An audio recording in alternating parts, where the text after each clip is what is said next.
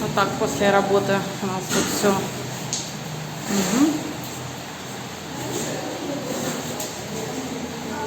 Отремонтировали, называется, от души. Опять все.